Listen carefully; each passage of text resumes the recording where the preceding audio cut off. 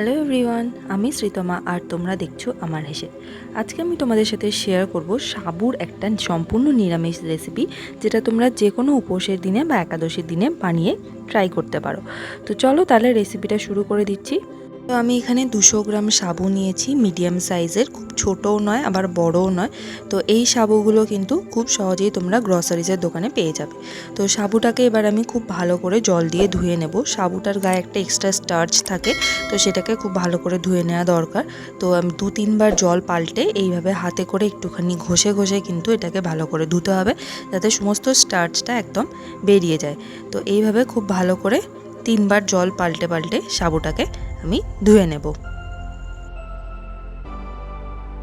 সাবুটাকে আমি খুব ভালো করে ধুয়ে নিয়েছি আর জলটাকেও ফেলে দিয়েছি। এবার এটাকে ভিজিয়ে রাখতে হবে। তো খুব অল্প করে একটুখানি জল দেব। সাবুর লেয়ারটা একদম সমান সমান জলের লেয়ার থাকবে, সাবুটা জলের মধ্যে ডুবে থাকবে, কিন্তু এক্সট্রা কোনো জল থাকবে না। তো এইভাবে আমি 45 মিনিট রেখে দেব, সাবুটা পুরো নরম হয়ে যাবে। তো যদি বড় দানা সাবু হয় তাহলে কিন্তু 2 ঘন্টা এটাকে ভিজিয়ে রাখতে হবে, আর ছোট দানা সাবু হলে 15 থেকে 20 মিনিট হলেই যথেষ্ট। তো 45 মিনিট পর ফিরে এলাম। দেখো সাবুটা পুরোপুরিভাবে জলটা একদম টেনে নিয়েছে, একটুও জল কিন্তু নেই, আর সাবুটাও পুরোপুরিভাবে নরম হয়ে গেছে, কিন্তু গলে যায়নি।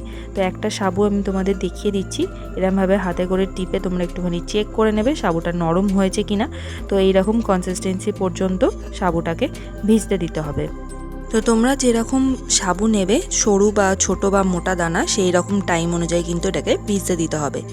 তো কড়ার মধ্যে দিয়ে দিয়েছি বেশ খানিকটা সাদা তেল, আর ফোড়নে দিচ্ছি জিরে আর কারি পাতা 8-10টা, আর দিয়ে দেবো ছোটো ছোটো টুকরো করে কাটা আলু। এবার আলুগুলোকে তেলের মধ্যে খুব ভালো করে একটুখানি ভেজে নিতে হবে, যতক্ষণ না একটুখানি লাল লাল হয়ে যাচ্ছে আর আলুটাও একটুখানি নরম হয়ে যাচ্ছে, ততক্ষণ ভালো করে আলুটাকে ভেজে নেব। তো বেশ কিছুক্ষণ পর দেখো আলুটা ভালো করে ভাজা হয়ে গেছে, একদম লাল লাল মতন হয়ে গেছে। এবার এটার মধ্যে আমি অ্যাড করে দেব আদা কুচি, কাঁচা লঙ্কা কুচি আর বাদাম। এইটাকেও কিন্তু আলুর সাথে একটুখানি ভেজে নিতে হবে।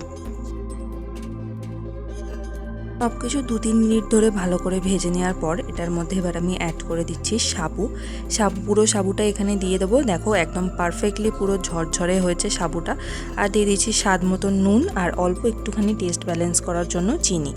এবার ফ্লেমটাকে কিন্তু একদম লো করে দিতে হবে। লো ফ্লেমে সাবুটাকে কিন্তু কন্টিনিউয়াসলি এইভাবে একটুখানি নাড়তে থাকতে হবে, এবং সমস্ত কিছুর সাথে সাবুটাকে খুব ভালো করে মিশিয়ে নিতে হবে, আর সাবুটাকেও একটুখানি ভাজা ভাজা করে নিতে হবে।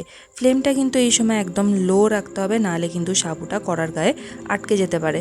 তো সেই জন্য লো ফ্লেমে কন্টিনিউয়াসলি এইভাবে নাড়তে থাকতে হবে, তাহলে কিন্তু সাবুটা দেখবে একদম গোটা গোটা রয়েছে, একদম পারফেক্ট পুরো একদম ঝরঝরে সাবুর পোলাও তৈরি হয়ে যাবে। এই রকম একদম ঝরঝরে সাবুর পোলাও তৈরি করার জন্য সাবু ভেজানোর টাইমটা কিন্তু খুবই ইম্পর্টেন্ট।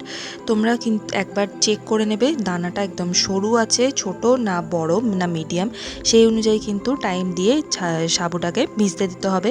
তাহলে কিন্তু সাবুটা একদম পারফেক্টলি থাকবে, খুব গলেও যাবে না আবার একদম শক্তও থাকবে না, পারফেক্ট একদম এইরকম ঝরঝরে সাবুর পোলাও তৈরি হয়ে যাবে।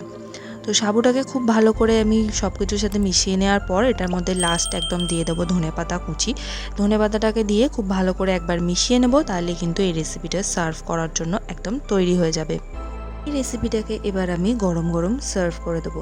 এই রেসিপিটা কিন্তু এতটাই টেস্টি হয় যে এই রেসিপিটা তৈরি করার জন্য তোমরা উপোসের বাহানা খুঁজতে থাকবে। তো এইভাবে আমি তৈরি করে নিলাম সাবুর পোলাও একদম ঝরঝরে। আশা করি রেসিপিটা তোমাদের ভালো লেগেছে এবং সমস্ত টিপসগুলো তোমরা মাথায় রেখে এইরকম ঝরঝরে সাবুর পোলাও বাড়িতে তৈরি করতে পারবে।